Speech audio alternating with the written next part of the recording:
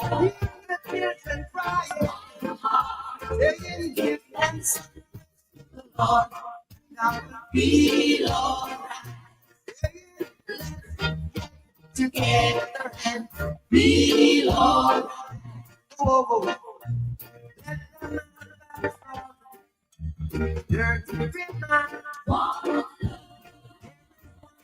Yes. Good evening, everyone. Let me say good evening to everyone. Welcome to the Workers' Voice. Today, Thursday, the 28th of May, 2026. Let me say it's a pleasure to have you all tonight with us. As usual, every Thursday, we are actually glued to the Workers' Voice, and we want to welcome everyone to the Workers' Voice tonight. Let me say a special good night to Dominicans and to all our listeners all over the globe. Let me say a special good night to Rosa Central. Rosa Central, we are here, strong and rolling, Rosa Central. And let me say good night, of course, to our political leader, Dr. Thompson Fontaine. And, it has been a long weekend, weekend of Pentecost, a lot of, religious, interventions there, various masses, Catholic Church, as a tradition for us to celebrate Pentecost, and it was a good time. And we was in exuberance with its activities, and a number of villages, even Pilit-Soufriere, the Catholic constituency. I know, Doc, you all attended a few of the service around. The weather may have been a hindrance, but all in all, some of you made it to even Saint-Sauveur.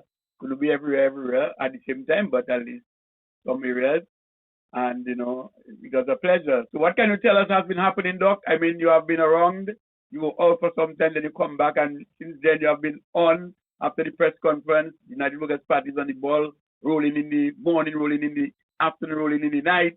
I know you have been on the ground. What can you tell us? And as we are there, can you just give us an update as to what happened? Because I know today again you were in the court and many of the other persons. So you'll just have to give us an update as to what has been happening. The listeners would like to hear. So good night, everyone. Welcome, Doc. All right, a very good night to you, so, and of course to many listeners scattered all across the globe. And I met a gentleman in town today. Met him for the very first time. He says, I always listen.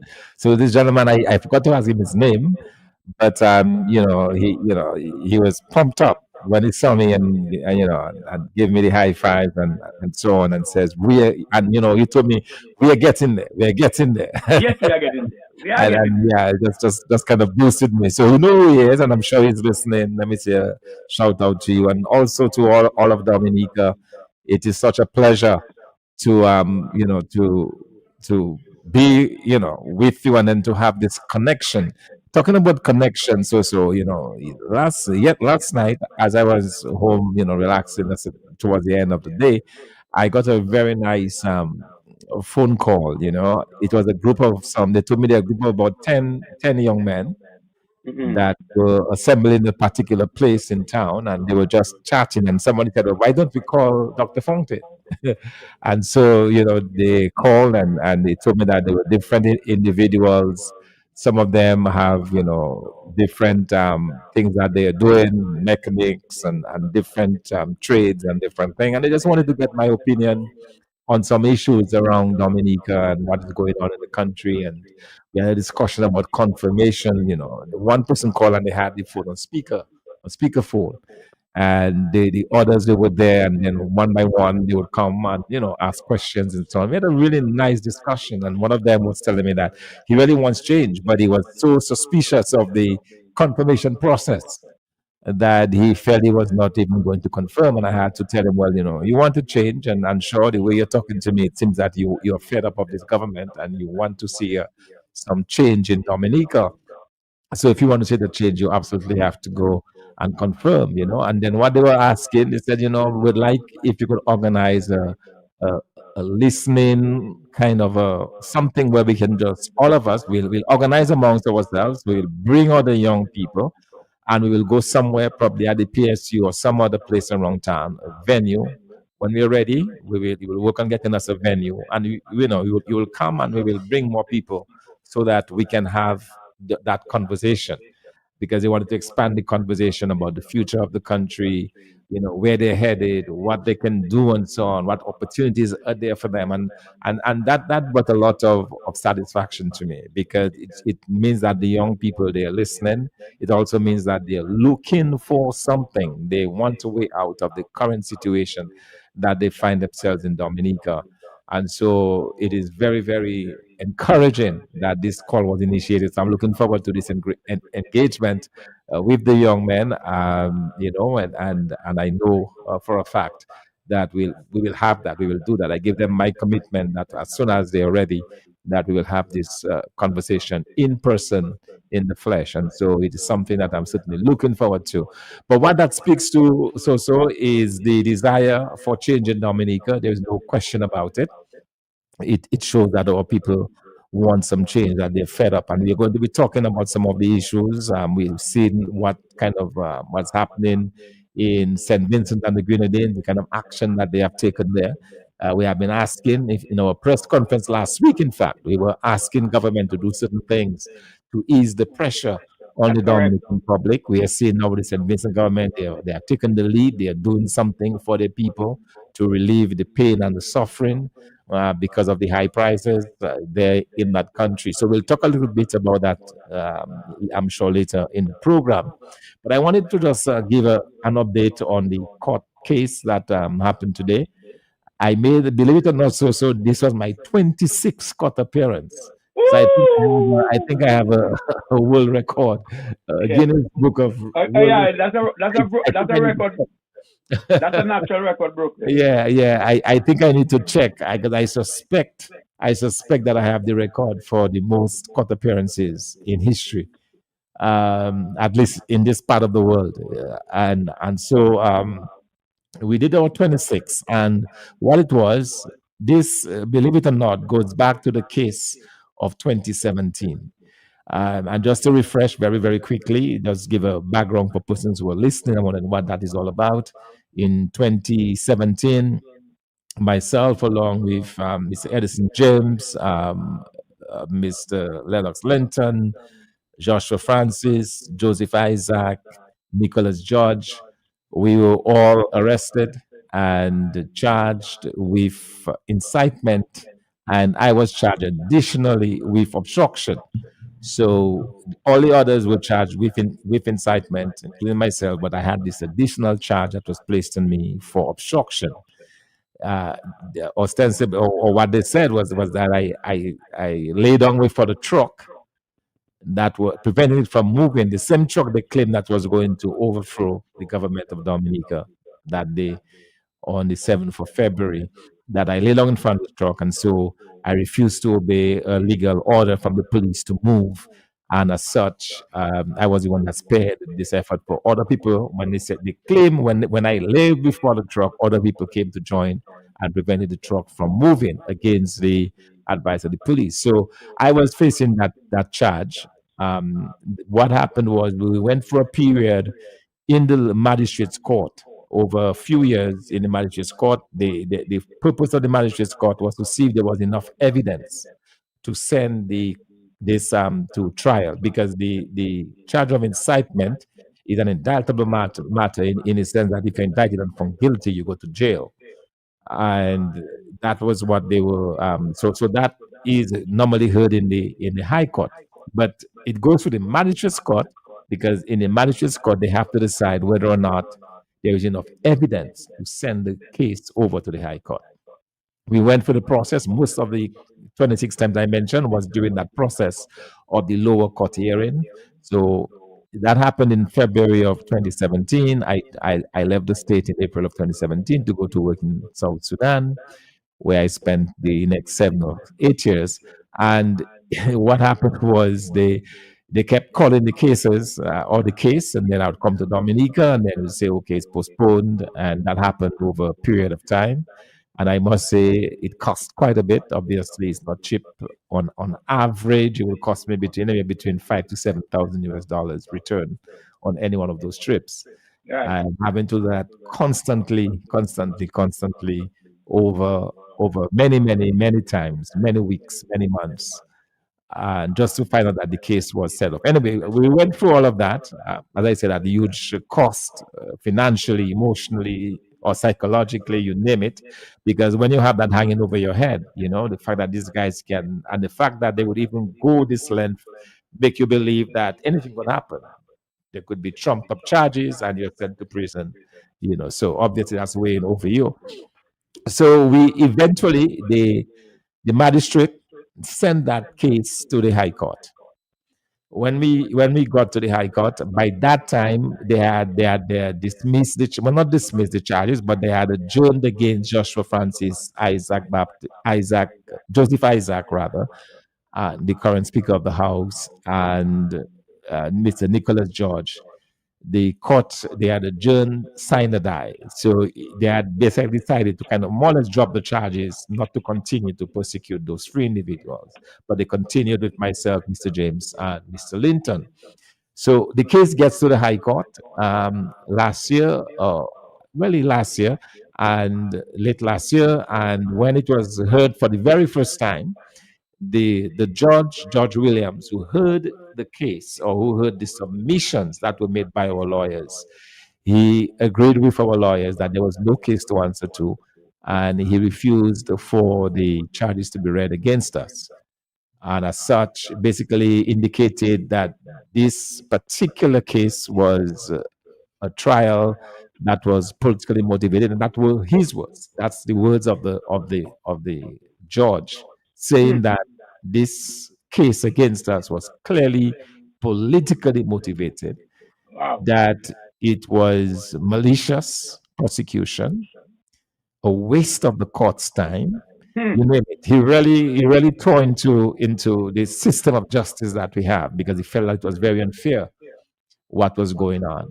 And at the same time, so that's the incitement one. But because I have this charge of obstruction, my case continues in the magistrate's court on that obstruction charge. They did not send the obstruction to the High Court, so it remains within the magistrate's court. So the trial, by that time, a trial has started. So I'm going to High Court on one hand, magistrate's court on the other hand. So that has started.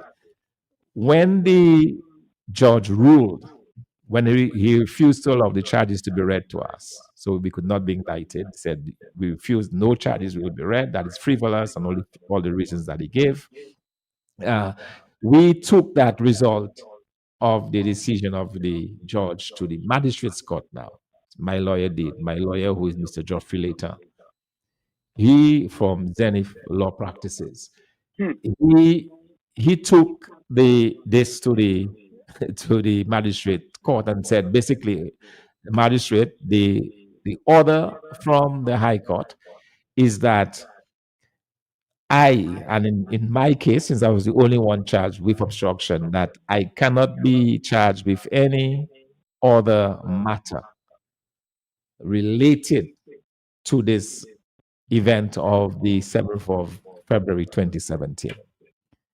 So not only did he throw the indictment case, but he also said any other charges. And the reason why it was phrased that way is because in the pleadings before the High Court, my lawyer, the magistrate, indicated that I was also on trial in the magistrate's court.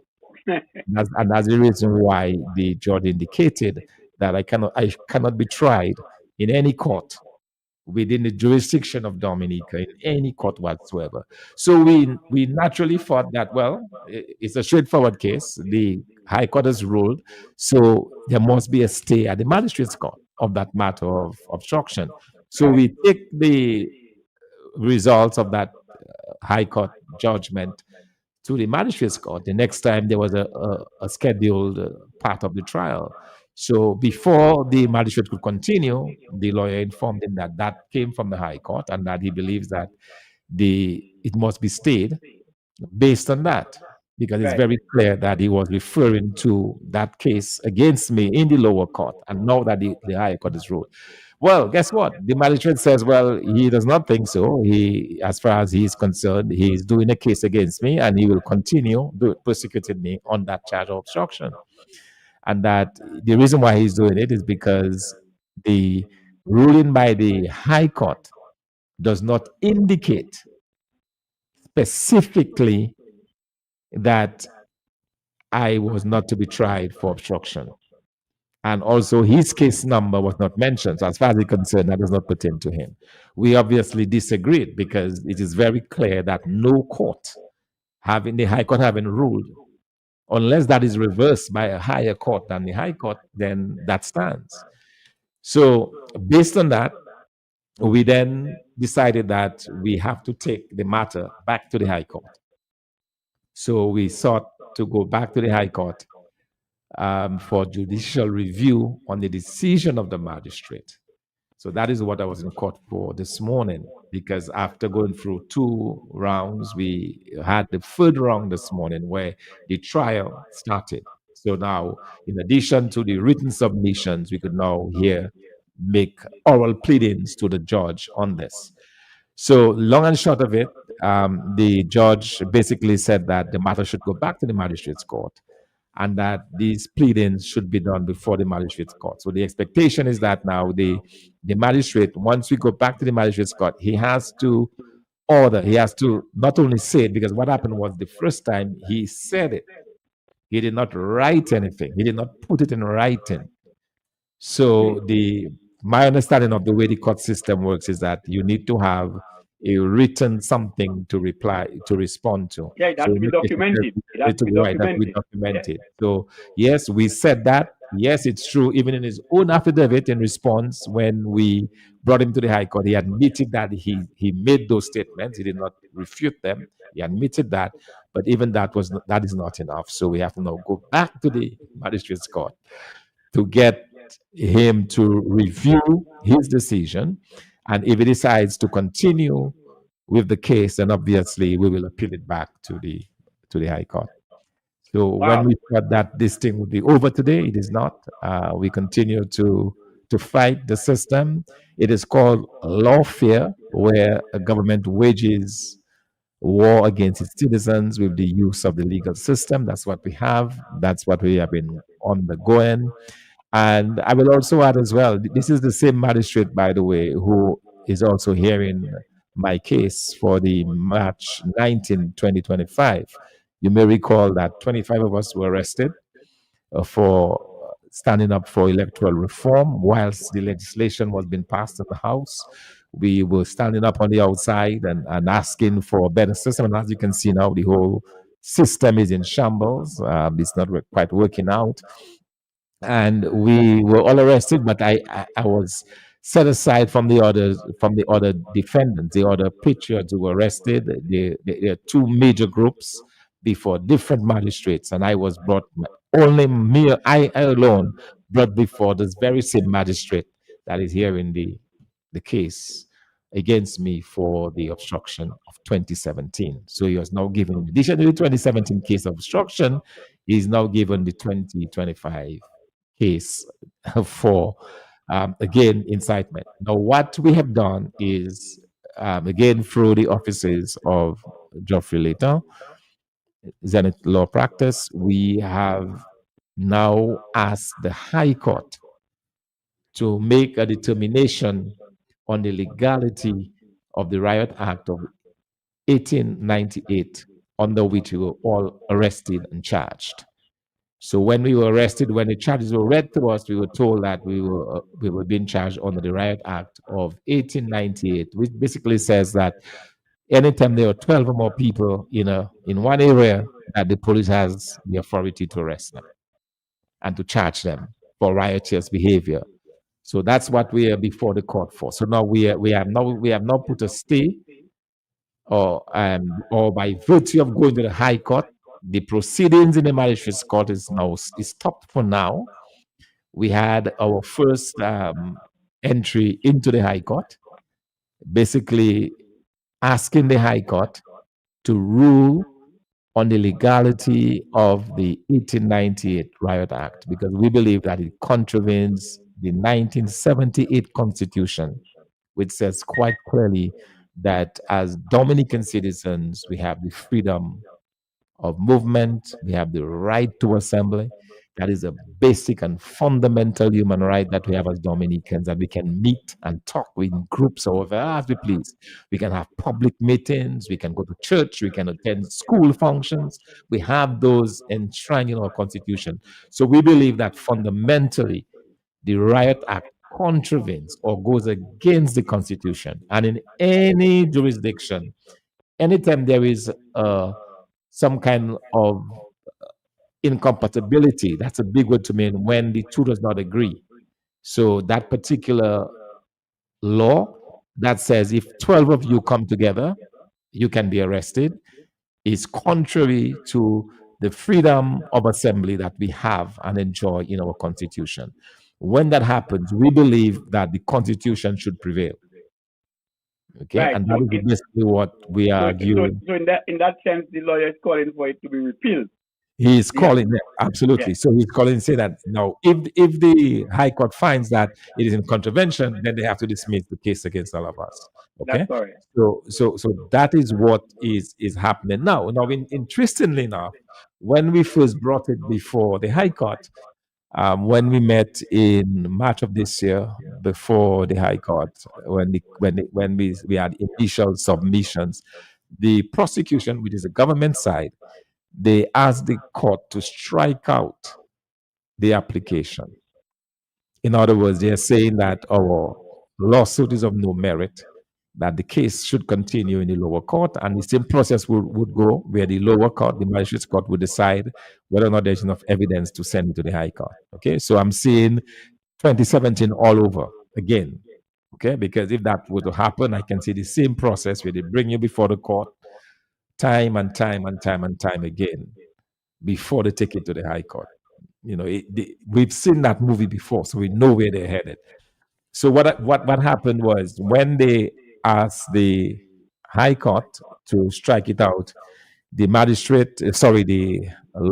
the High Court judge responded, basically saying that there is a matter of law that has to be looked at, that she was satisfied on the initial pleadings of our lawyer. By the way, Mr. Geoffrey Layton, who is now representing all the 24, one person opted out.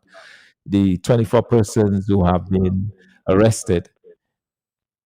Based on that, she believes, the judge does, that there is enough to go to a trial, and that it should not be dismissed, it should not be thrown out, that there are matters that the courts, a High Court in Dominica, need to take another look at, whether or not, in fact, this 1898 law contradicts the Constitution. That is a serious matter, it's an important matter, and it should go forward. So we now have a trial date of September 30th, I believe it is, or September 26th, one or the other.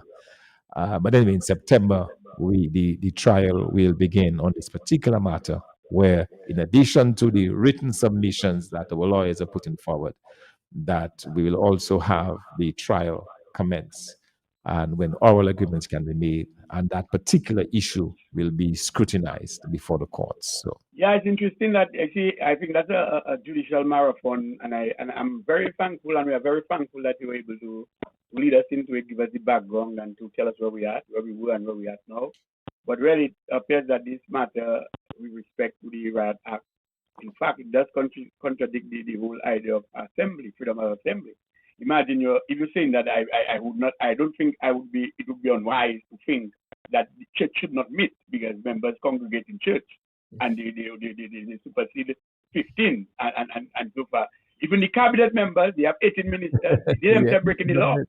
Yes, they are breaking the law. So I think right away these are just some of the little bit of evidence that can be used to contradict that act. And I agree with you that this act, in fact, does contradict what expresses that, or what. Yeah, and in fact, I think, and then also, so once we have through this initial thing, I think we should go a step further to have this particular act completely removed from the law books of Dominica. It cannot be a law that was used to keep the natives in their places by the colonial masters. It's still been used over 100 years later. Makes absolutely no sense. Yeah, it should be struck off the book. It should be struck off the book. Yes, and yes, it is long overdue. It should have been antiquated so many years ago. So many years ago. Yeah, I'm talking But about, thank. yeah, sorry, 300 years. It's not Oh, even. wow. Well, yeah. The slave trade has come and gone, and we are in a different Yeah. era now. Yeah, that is overdue. But Doc, let me just thank you for this part So, of so it because we have somebody who's trying to say something, probably ask a oh, question on oh, this. Should we definitely take the yes. call? Good evening, caller. Good evening, caller. Hello, good evening, Soso and Dr. Santin. And Yes, good evening to you. Yes, good evening. Yeah, Good Yes. evening. yes. I just called to see that Dr. Santin explained the court engagement quite well. Because I'm one of those who are involved in from the March 19th, 2025. The 2017 issue, I was arrested and then I was taken to Boniface Quarters. And there was no charge against me there. But I went to the court, and the government settled. They settled the matter and I got some money out of that. That was the 2017 matter. Oh, so wait a minute, boss. So you actually took the government to court for that case, right? And you won Yes, them. yes, yeah. I Okay, sued them. all right. I And sued your them, pain and then and suffering are the quarter of what you went through. So it looks like we have some yes, unfinished business once that goes through the court system. yes. The only thing is, I mean, I didn't get a large amount because it came after the hurricane, then COVID hit him, so there was a lot of back and forth, and so on. Yes. And then you mix up the time and so on. And then at the time they used to have the court sometime online and so on. So the amount wasn't a big amount, but it was settled, and the government paid for arresting me in 2017. And then when I went to the reporters, they got me there, I went there, and when they do their investigation, there was nothing to charge me for. And I was released, and then I sued the government and so on. But the 2025 matter, which is March 19th, that matter is before the court, and Dr. Thompson explained quite well. And it's just unfortunate that the government would politicize the judicial system and the police to really harass and victimize and put before the court persons who oppose the government. And we're not opposing the government because we hate the government. We're opposing the government because that's our right to do in a democracy. We have to have two sides. Democracy demands that. And in most cases, we offer things that if the government is a smart government, will take heed and correct for the benefit of the people. In fact, Dr. Fontaine mentioned we went by Parliament, we said some of the things that was in the legislation that we're passing, the things we had spoken about, we had asked for, and they were in there. But the two major things was re-registration and at the level of campaign finance legislation. Right. Yes. That's what we were talking about. And we did not go there because any difficulty. We went there so that they could hear we there. We know we there. We pay attention to what was going on, and therefore, what you call participatory democracy, we're involved in that and so forth. That will be for the court, and we'll see how that rules out and so on. But it is so unfortunate that the government would use the judicial system and the police. And there are many instances where we go to the police from the ARC, and I look from the UWP standpoint, the freedom body standpoint, and when we invite them for an activity, we wait on the day of the activity to approve it. So you have no time to advertise, you have no time to prepare, and so on. So there is just a matter of choking the free flow of democracy in Dominica. So I just want to say to the Dominican people that, well, for the court, we're standing there for you and for our country, and therefore we'll see what the court says in this matter. Thank you so much. Yes, thank you, Bato. Thank Thank you. Appreciate that. Yes, Yes. indeed. So Yeah. and then the thing about this case is also you have to literally put your life on hold because they call this every few weeks you have to appear in court. I remember the last time before we challenged it in the low court, so that now it's kind of stopped in the low court. I remember some of the guys having to come all the way because they arrested four gentlemen from Laplane who were part of the demonstration. And these guys have their farms and so on, and they left because they were told to be at the magistrate's court for 9 o'clock. They got there for 9 o'clock just to be told that, oh, by the way, it's in the afternoon. That's You wasting know, time. Yeah, that's so wasting time. and you can imagine the anger and just the complete disregard for people's time. So you were told to be there at 9 o'clock. You get there, and then when you get there, they tell you, by the way, it is really in the afternoon. Yes. So all of that we've had to go through, and that's why it's called lawfare. Is the government using the legal system to persecute its citizens? Yes, this is a government definitely that is an enemy to its people. And while we are on that, we are going to shift gears. But I just want to we appreciate the public's intervention in these matters. I mean, the public has actually responded with respect to the call to support the Patriot. They have financially put the bill, and many other persons from privately from pocket. But we just want to thank the many persons who have actually committed to actually the cause and to actually support the cause and taking this matter to court. Because had it not been for the public support, I don't think we would have been that far. So let me just take a time to just say thank you to them. But Doc, we're going to change gears. But let me just say to Roseau Central, two quick advertisements there. Roseau Central is doing what they call a walk for purpose this coming Saturday. We call it a walk of fun, a walk for purpose. Roseau Central within the Roseau Central circuit, and that is on Saturday, May 30th. And we are asking persons to gather at Bayfront in white and yellow, just a walk. Let's walk and talk solution. This is what it's going to be like. Mental health awareness. This is a matter of just walking, talking. It's healthy to exercise and to keep a mental focus. And so we are asking persons to join us this coming Saturday at the Bayfront. We are assembling at 5:30 a.m. We walk and talk, and every step makes a difference in life. So we need to do that, and this is actually just in a matter of just relaxing, commemorating, instead of socializing in walk and so. And the other thing that is big for us in Roseau Central again, we are doing a raffle in support of preschools in Roseau, and so a 55-inch TV is going to be raffled sometime in June, the 3rd of June. I think the 30th of June. The flyers in something is just blocking flyers, so I'll get it corrected. But I'm seeing I think the 30th of June 2026, and we are asking persons to get their ticket. It's just $1 a chance. A 55-inch TV is going to be raffled, and all the proceeds will go to the various preschools in Roseau. So that is a very good initiative. We must say that the next generation of leaders, innovators, and builders. And we must commend Juliet Chillingford for leading this cause and will be leading the constituency in that kind of drive. And so we're asking persons to contact us for their tickets. We will be selling tickets. You can go to the party's office, and in subsequent time we'll begin up some numbers. So yes, that TV is going to be raffled at the end of June, and so we're asking you to take a chance, buy a whole book, $1 a chance, and that increases your chances to win. And so you're in support of the preschool, and as you say, the next generation of leaders, innovators, and builders are the children who are at the back. So, Doc, I would like you to add. Doc, I would like you to join this walk. Saturday, so I was thinking Saturday is a busy one because we have the funeral in Cassie Bruce of Rudy. Morris Smith. Oh yes, Rudy, yes. That's Rudy. But then I was happy that you announced it's 5:30 in the morning, so I'm no excuse now. I certainly can.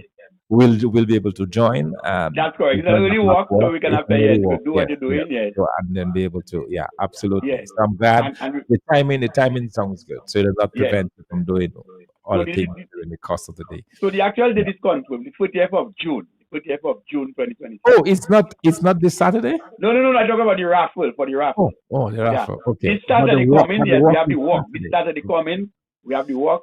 We're talking about this Saturday coming, for purpose, May 30th, this coming Saturday, gather at the Bayfront, 5:30.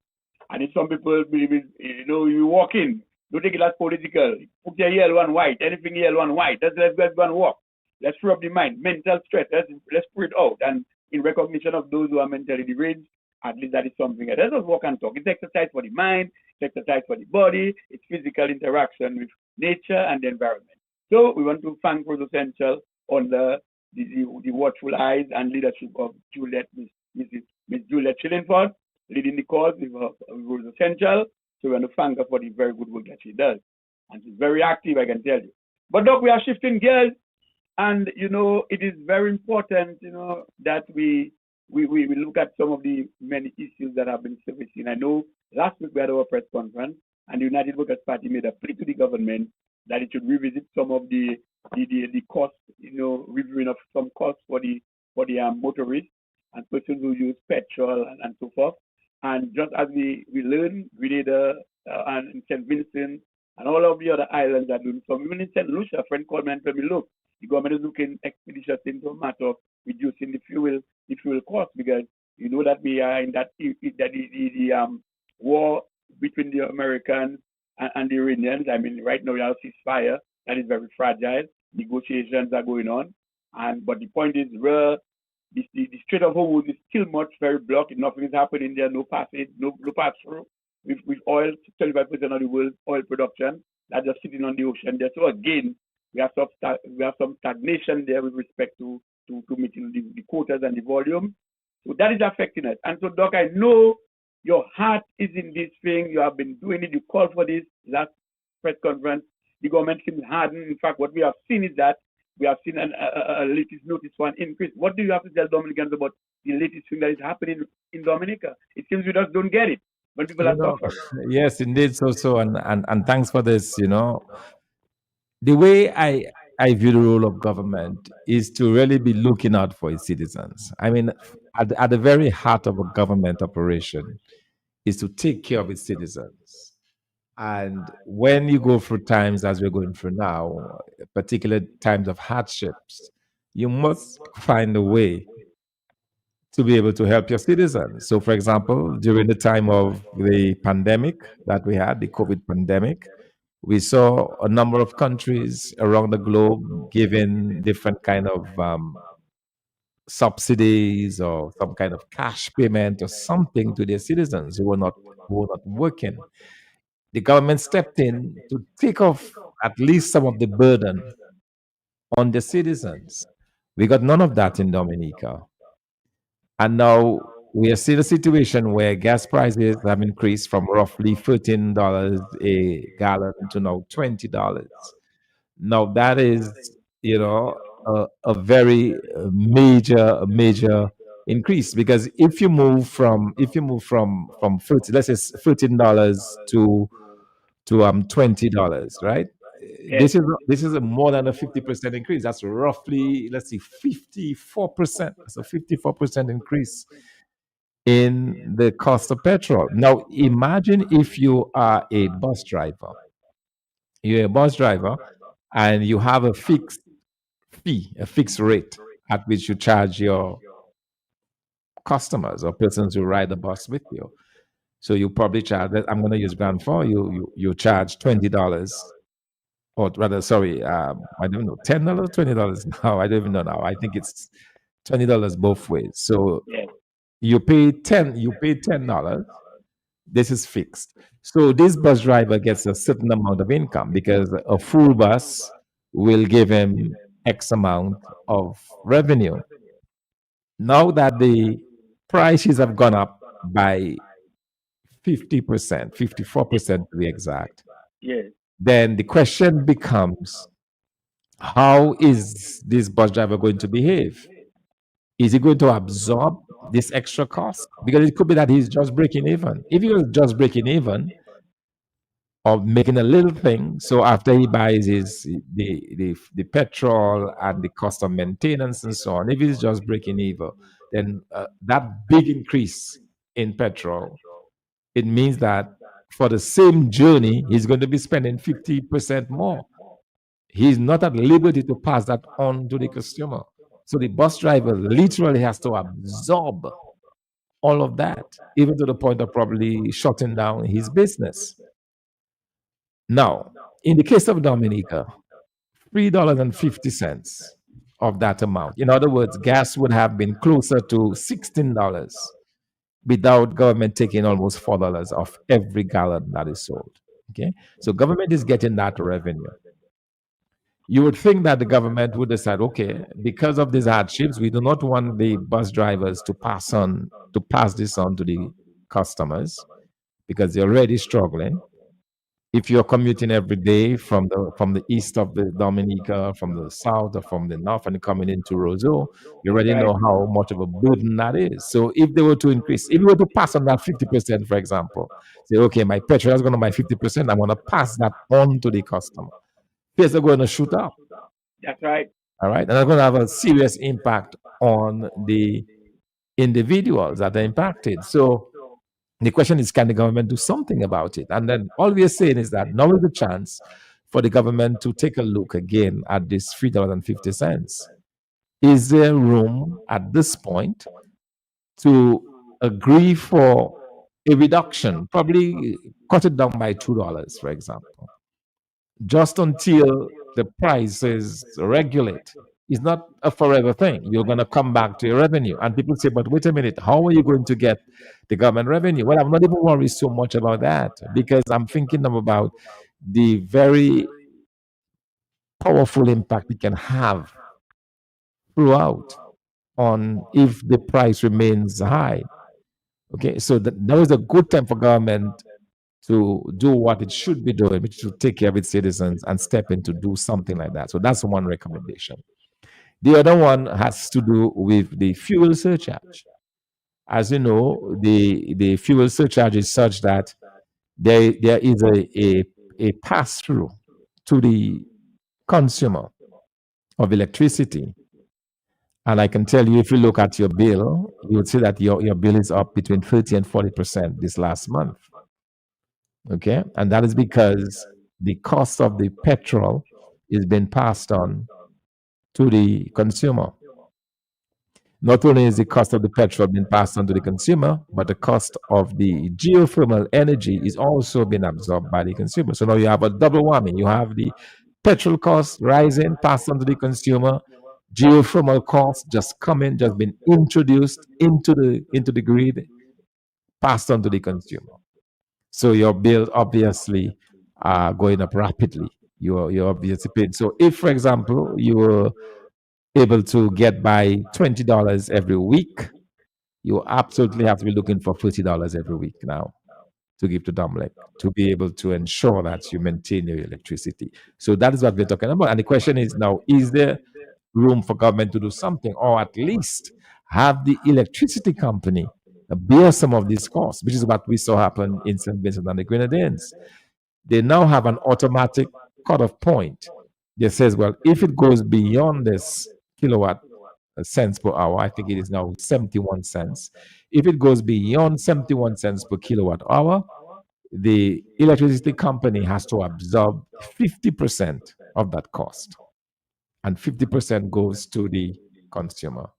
If it goes to 77 cents per kilowatt hour, then the electricity company has to absorb the full 100%. That is a government that is looking after the interests of its people. It's saying, well, you're an electricity company, you have to be able to take some heat at some point to protect the consumer, because there are many people. I mean, so let's face it. Let me show you how dire this thing is. I was standing in line in a shop some time ago. Yeah. And a person came in to put $10 light. $10. Wow. $10, $10. And this particular individual looked like that was a huge burden for them, even that $10 light. Okay. Now, $10 light, for if you don't have a fridge or any electrical appliances, it's just a bulb, one light bulb in one room. $10 light can probably last you for 4 days. Okay, because that's roughly $2 a day. If you have like a regular use of electricity, $10 light will probably last you 2 days. Okay, if you're lucky, 3 days. So when you have a situation where people are already struggling, right, And now you have this increase, and there's nothing been done by the government. When they understand that already, Domlec prices are going up by 30%, That's correct. and nothing has been done. And it is likely at some point we might get some increases also in water. But I'm understanding now that to run the pumps and so on for the water, for some of the water generating areas where they have to move the water, that there is a cost, electrical cost involved. So that may very well be passed on to the consumer. So there are all sorts of ways where the consumer is being impacted negatively, and we see absolutely no action on the part of this government. But we And see it in a country like St. Vincent where they are being proactive and taking some action. that is true. And let me just say too that Domlec last in 2024, I think 25 report came out. They actually made the total profit, the not profit, but their total revenue was about $92 million. When you take out expenditure, they have not actually spelled out exactly what was the profit margin like. But what I do know is that I know they did not make a loss, so they had a profit. Remember, after the hurricane, they had a lot of sort of repairs to do, maintenance work, and so they have long gone out of that. And I think after Hurricane Maria, they have since recovered and doing well. I'm saying Domlec should have money in a reserve or in a contingency fund so that they have that money in reserve in times of these, with respect to when fuel price is going up, so that they can at least do that in absorbing part of the cost to at least ease up the consumer. Because you know what is bad about it? When we don't experience wars or nothing, we never hear a reduction in price. But as soon as we hear some kind of catastrophe, some kind of war, some kind of peril, we soon get the consumers on the backs of the consumers. So why is it when there's a calm, there's nothing for the consumer? So I'm saying by now, Domlec should have initiated a sort of program whereby they have a contingency fund to support, those kind of activities there. So I hope Domlec is listening, because we don't really want to press the only company that we have, generating company we have. We do have competition, we have population, but at least $92 million in 2024. I mean, it's gross revenue, but I'm sure from that, they made a good profit. So I believe by now they should be able to sustain something. Yes, in the indeed, interim, indeed, Yeah. and something is wrong about the situation where you are literally using less electricity and you're having to pay more for it. That is correct. In fact, I know that there is a debate among some countries in the Caribbean whether or not there should be a fixed rate for electricity. Okay, so you fix it at that rate. So whatever happens to the cost of production, to the cost to generate that electricity, the company will have to bear that cost. Just a part of doing business, right? Some years you will have, in years where prices shoot up, you may have an operating loss. But in years where the price goes down, so if it moves, the price of gas or of petrol moves from, in this case, diesel that's used for the turbines, if it moves from, say, $120 a barrel to $50 a barrel, in those years you'll make money. So over the long term, it balances, and I think there's a case to be made for a complete removal of this fuel surcharge, and that is something as a government that we will actually look at very, very closely.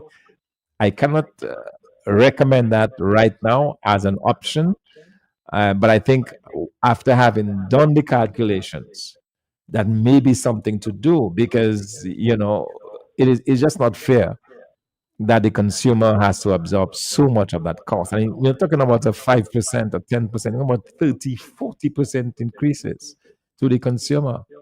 And I mean, that is a lot for a lot of Dominicans already on fixed, tight incomes. Incomes are not flexible in Dominica. They're barely moving. That's the Yeah, kind of that have been faced. and you are correct, because consumers would have been a little bit more reasonable, because we have to hold our government responsible and accountable, because they have come up with the whole idea that when we had that Petrocarib deal, where we had that 60-40 part for community development and part for them to pay in a long-term loan, well, that has since been evaporated. But when the program was coming up, you see the storage tanks at Jimmy would have served the public well and the consumers well, consumers of electricity. And in fact, let me just say, Domlek was the biggest buyer of actually the petrol fuel or diesel. And so obviously, if we had the incentive from Venezuela, that incentive could have passed back to Domlek, and again Domlek to pass that incentive back to the consumers. Although they were getting the diesel from. You have a call? Right, the caller, go ahead. Yeah, it's your turn. Go ahead. Good evening. Hello, good evening. Yes, good evening to you, sir. You are on. Lucas Voice. Yes, so Thompson, good evening to you. Good evening. Good evening, sir. Yes, sir. The government can absorb all these payments because why are we in Dominica doing with 19 ministers of government? Why? When you look at the OECD countries, they do not have such huge bloated government spending. And the government and the prime minister refuse to listen to reason. What are we doing with 19 ministers of government? Ladies and gentlemen. Boy, this is a great point. This is and that's the reason why it's also we have already given the assurance to the Dominican public that a United Workers Party government will be half the size of this government. Half. We're looking at a maximum of 10 ministers of government. And the reason for that is for the size of the country, you do not need 19 ministers plus another 6. I understand it's up to 40 people that have been paid. It's you, and the caller makes an excellent point. These are savings that could be had. Savings that could be had from the $64,000 on a government, on a prime minister's mansion. In 1 year, that is over $500,000. All right? Yes. In 10 years, that's $5 million. That's a lot of money that could be going back to the Dominican public, So, yeah, I agree wholeheartedly with the caller that cutting the size of government wastage is one way to go, and also so that speaks to a bigger issue for us in Dominica. And that is something I'm just mentioning it in passing, but I want the Dominican public to understand that we're already thinking along those lines. Do we really need 21 constituencies? In Dominica? I don't think so, but it's something that we have to look at. Antigua has twice our population, almost twice, but not quite twice. 1 point something. They're not quite twice. They're just around 100,000. And in Antigua, they have 15. That's right. We have 21. I think in Grenada, they also have 15. We have 21. Grenada is much bigger than Dominica. St. Lucia. In terms of population, St. Lucia, in terms of population. St. Lucia has 17. Right.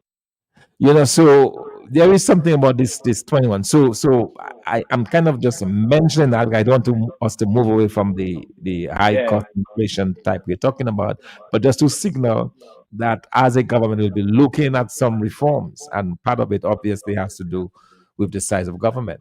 Yes, that is something for public debate, and and we could have a referendum on that. It's something that people will take as a sensitive issue, and of course, it has to be revisited. We get ready to be both geographically and in terms of population ratio to minister serving. Yeah, absolutely, and then you also can make a distinction between the parliament. So persons get elected into parliament, right? And then you have a smaller cabinet that does the day-to-day affairs of government. That's another way of looking at it. So there are different ways of doing it, and looking at ways that you can save. But I agree, man. This government cost is just way too high. We must find a way to cut back on government spending. So we have another caller. Yes, caller. Good evening to you, Workers Voice. Yeah, good evening, doctor. Yeah, good evening. Yeah, Mr. Fountain and Mr. Soso. Yes, good evening to you, sir. Yeah. So wind energy, I want to and you come the Prime Minister to look into wind energy, the turbines, I can make a lot of electricity and lighten the burden of the cost of electricity for the people of Dominica, Can we don't care about nothing about? Can we don't worry about nothing in Dominica? Also worry about in power and his mansion and his seahole. Scared or about puppet on the island. Everything going up, scared. Scared of smiling. Scared more to go. I said, scared outside. I'm making a he's a wicked guy. He's an evilous guy. Dominic gonna tell them to wake up and look up to my people. This guy have to go. People are suffering. About time told me you have to choose between giving a serious snack and to buy gas to make a living. This guy is a wicked guy. Thank you very much. Okay, thank you, caller. And that is another very important point the caller is making, and that's why it's also in our 10 pillars we talk about this whole energy idea, this renewable energy revolution that we're going to bring to Dominica. We're not only going to confine ourselves to Geothermal. geothermal and hydro, which is already in operation, but what about solar? I mean, solar panels are getting cheaper. Solar farms are getting cheaper by the day and better with better storage, better battery capacity to store the energy. So we absolutely have to look at that. We have to look at wind energy on the East Coast. We have this constant Atlantic Ocean giving you breeze 24/7. We have already done experimental work with wind farms or with wind farms on the East Coast, and we know it works. So, yeah, I believe that there is a room, and that's the reason why in our 10 pillars, we are saying that we're going to transform Dominica into a renewable energy haven, where we are going to focus very heavily on renewable energy to ensure that we make use of all the renewables. It's unfortunate that the government is only doing a 10 megawatt geothermal plant when we Yeah. consume, I think, anywhere from 25 to 30 megawatts. It's unfortunate, that's what it is, but I believe, again, the United Workers' Party government will look to renewable energies and all forms. We are talking about wind, solar, water, geothermal, so that we can completely totally cut off the use of petrol, the use of Yes, diesel in running those turbines. That's the yes, direction that this country and has just to what the go as caller a said. truly neutral island. And just what the caller said, they coincide with what one of our persons on the end stream was saying. I'm going to need wind energy turbine and so and so. And it's correct. And just as you said about we have done the experimental work on the northeast part or the eastern part of the country. So too, Galileo, this is in Sufre area. Galileo has a constant wind, and I think you get wind something like you can get wind when it aggregate, you get in wind about 8 months a year. Galileo, I don't know why Galileo or this Sufre area could not have been what they call wind powered or turbine powered, wind turbine powered, because I can understand that because they have a steady wind there and that can work. But I was making a point earlier, just to conclude though, that Domlec has been buying diesel from Petrocarib, and it never passed down to the consumer. And so I'm saying right now, it is very bad because it's fuel surcharge. The consumer pays 97.5 cents. Domlec absorbs just about 2.5 cents. That is not enough. It is ridiculous. It should really, that proportion should just turn around. It should be the other way around.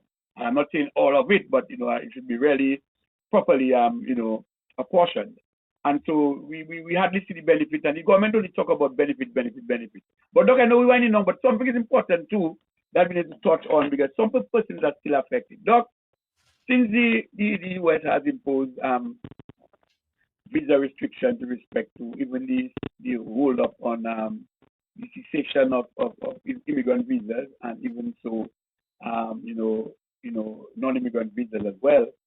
A number of students have been graduating, and normally what you see in the past is that parents whose children are overseas studying, when it's graduation time, some of them would normally leave and take a little holiday to the States to be with their children and to celebrate the moment, to get a new milestone in their lives and so. And a lot of parents now are unable to do that this time, to go up to the US and celebrate with their students of their children who have graduated from the various schools across the US. And up to now, I can tell you, most Dominicans who are called for their green card interview, yes, they are having the interview, but they are not given the immigrant visa. And so we have to be concerned still, because that to me is a setback, and we don't even know if when this matter is resolved, that the persons who have had the interview and probably had some success Because one of the things that they're telling them straight up is that remember your country is part of the problem. That is why you're not getting it. That is what they are telling the people. That's what they are telling them. So I just wonder when that matter is going to be resolved because it's still hitting other parents and it saddens them to see that they cannot be there with their children as they graduate in the various schools. I mean, your take on that quickly before we end. Yeah, exactly. And these are some of the things that we pointed to, that this is the kind of hardships that Dominicans are going to have. You will not be able to attend your children's whether it's the weddings or the graduation or the funerals of family members. That is going to be out. And I'm hearing almost every day, I'm hearing of somebody else being denied in Barbados. And I'm also saying, but why are they even going? The US is not going to change their mind on this, at least not now. And I just saw a report today, so where it is indicating that the Chinese, the passports that were given to a lot of Chinese, they were able to actually get visas and enter the United States on Dominican passports, and that the US is now focused on that particular group of individuals as a security risk to them, because some of them they claim that the report claims, at least it is alleged, let me be very clear, it's alleged that some of them are actually doing espionage and all the rest of it in the United States. So if that turns out to be the case, then I think that's it for us. I do not think that we're going to get any kind of relief anytime soon. So people have to prepare themselves for the time when they're not going to have access to the United States.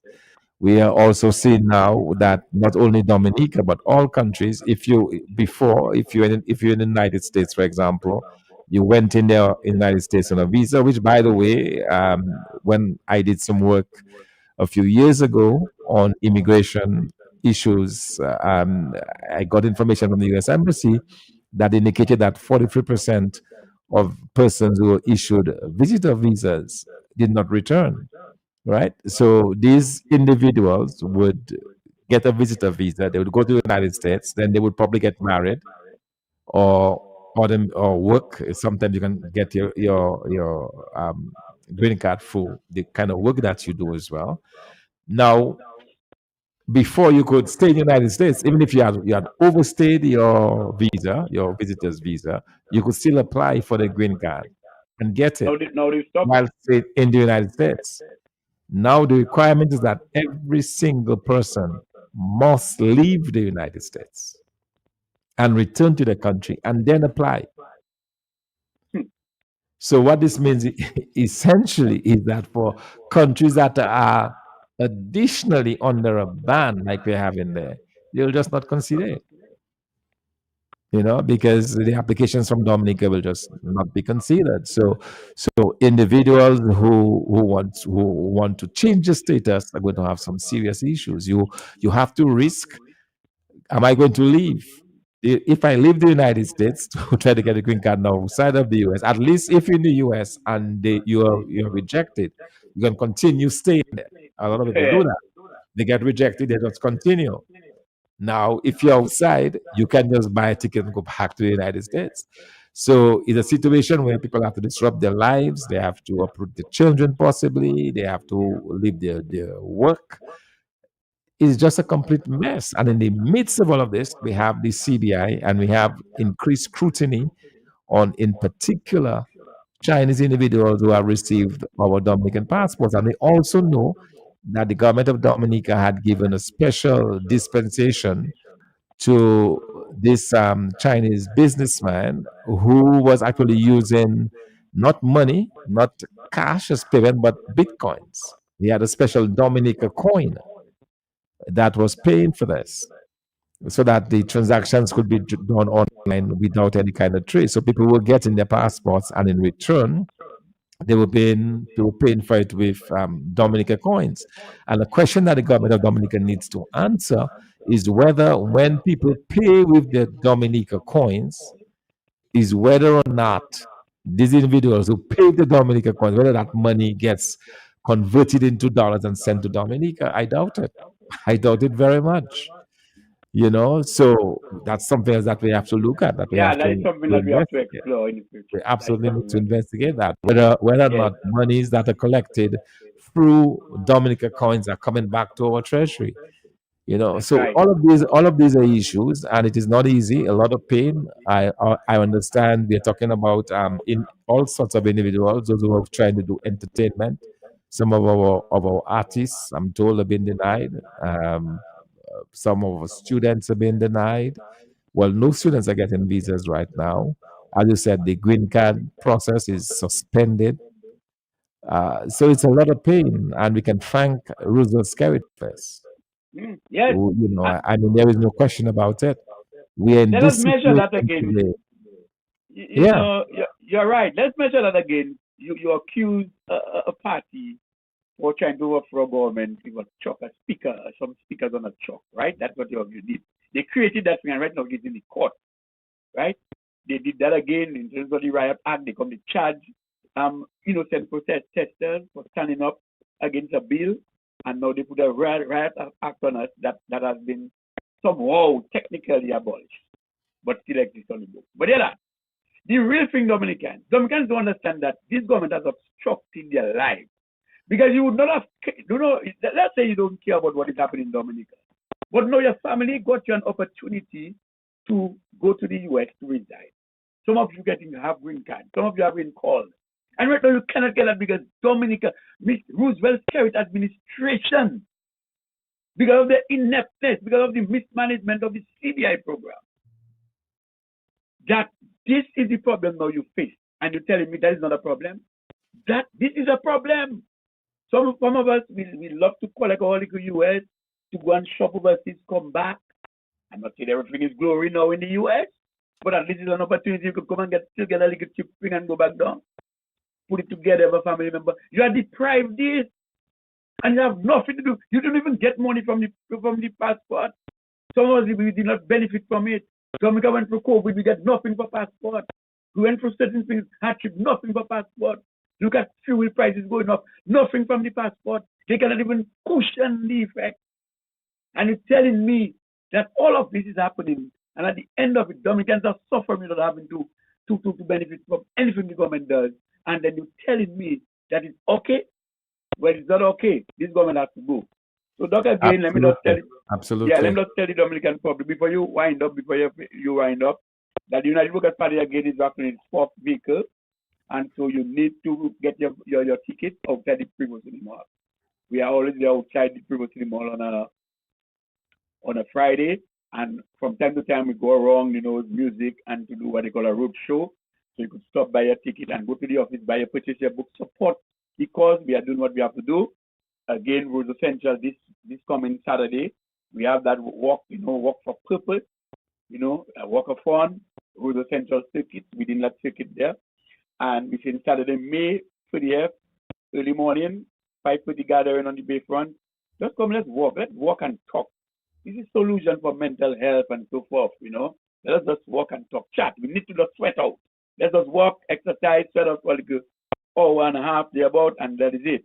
And also, too, we are raffling a television, and we are saving this television in support of preschool. And so all of the money that will be made from the raffle will be given to the preschools around Roseau Central. And as I said, this is a wonderful initiative led by our present caretaker and candidate to come whenever the next election are called, Ms. Juliet Chillingford. Let me congratulate Roseau Central for a very good initiative. And let me just say, well done. So, Dominicans, we have come to the end of our program. Well, sorry, just before you come to the end, somebody has been asking for the song. They said they heard a song somewhere, and they were kind of excited about it and wondered whether we could play it for them. So, with your permission, let's see what we can do. Let's quickly play a little of the song. I'm just going to play it off my and phone. Soon after, you'll give your closing remarks. Yes, indeed. Yeah.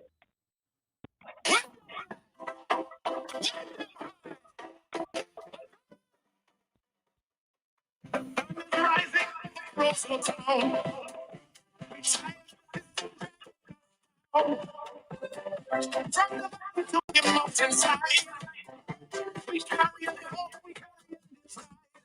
Workers I'm standing tall and siren them answer. Move together, no turning back. You know peak is on the right track. Can you feel the energy? Can you feel the destiny? How many collective worthy? We fight to find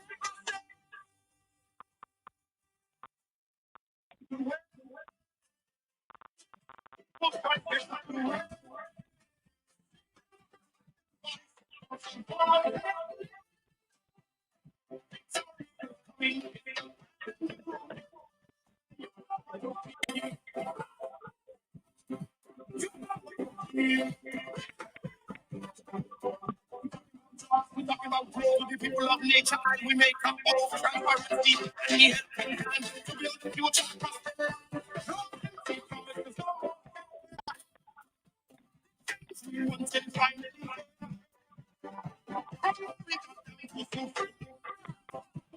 the work of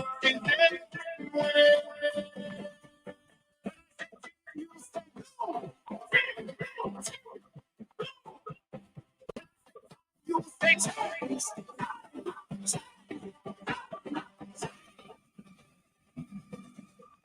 Yes, yes, yes, aye.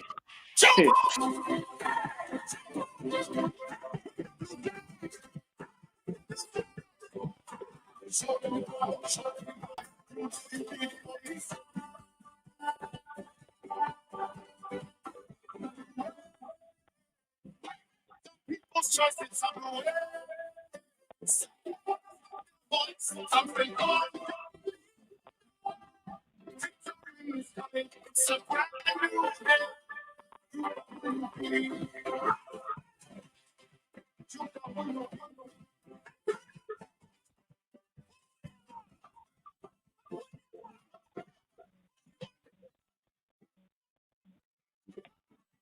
Yes.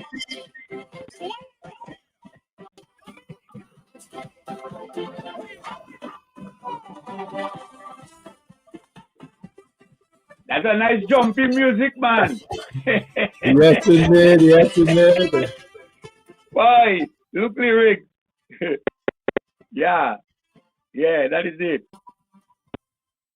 Yes, indeed. Yeah, Will be yeah. behind Morbid, will be behind Morbid, will be Yeah, behind it's the Morbid. blue wave. You can feel the energy. You know, Yeah, definitely. the energy is Talking big, about the global energy is big. energy. We Yes, will be back with our weekly public meetings starting in June. We had a right. short break, but we are coming right back at you, keeping up the work of reaching out to the communities. We'll continue to do what we have to do with respect to confirmation, encouraging persons to go and confirm. And by the way, for the people of Warner, after we fought very hard for this, just to let you know that the electoral office will be in Warner this Sunday. So all those who want to, all those who need, not want, who need to confirm, please use the opportunity.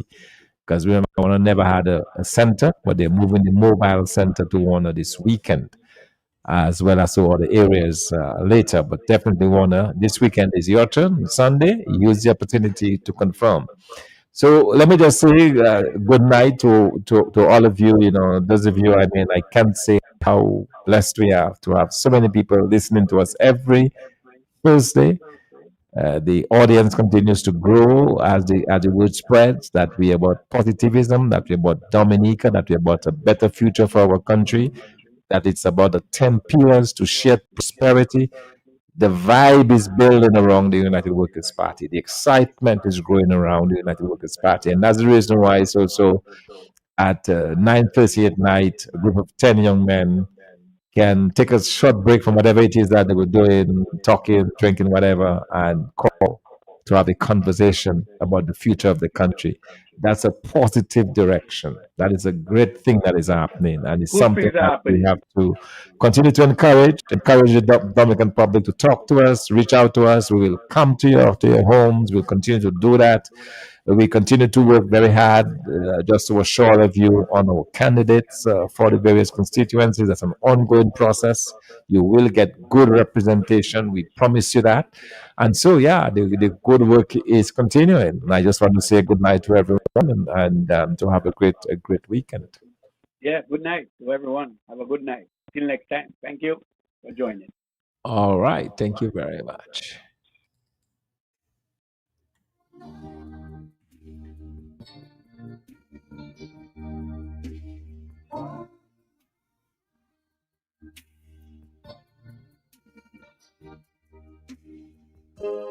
I've been trying for so long to